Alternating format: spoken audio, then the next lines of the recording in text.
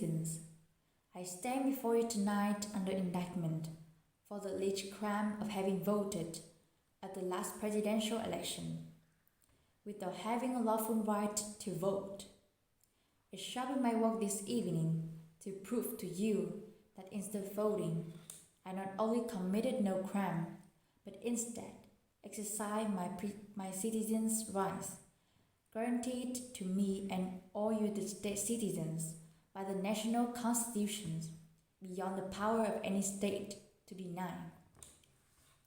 The preamble of the federal constitution says, "We, the people of the United States, in order to form a more perfect union, establish justice, ensure domestic tranquility, provide for the common defense, promote the general welfare, and secure the blessing of liberty to ourselves and our posterity, do ordain and establish this Constitution for the United States of America.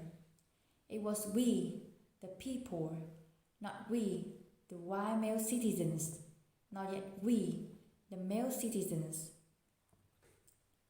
but we, the whole people, who form the Union, and we form it not to give the blessings of liberty, but to secure them, not to the half of ourselves and the half of our posterity, but to the whole people, women as well as men. And it is a downright mockery to talk to the women of their enjoyment of the blessings of liberty, while they are denied the use of only means of securing them provided by this democratic republican government, the ballot.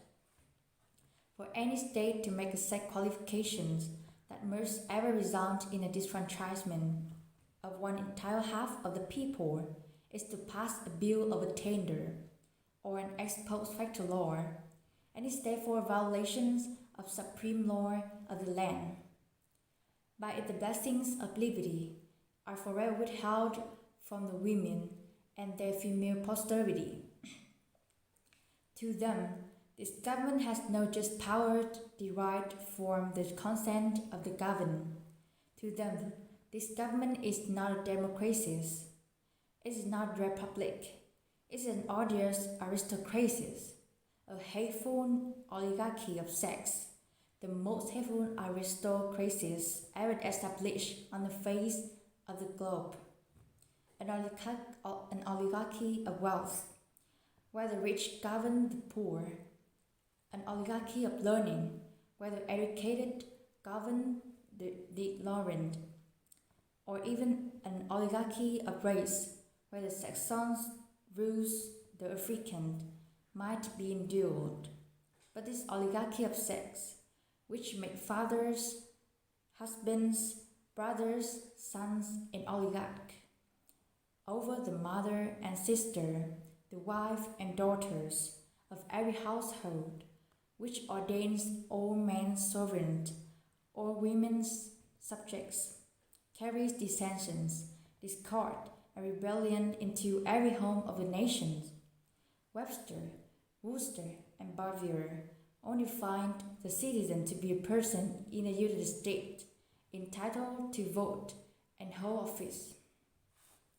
The only question left to be settled out is, are women persons?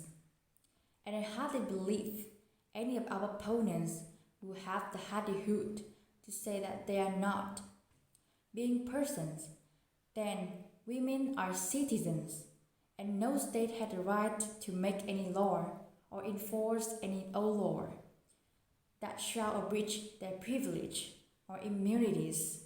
Hence, every discrimination against women in the constitutions and laws of the several states is to null and void, precisely as is everyone against Negroes.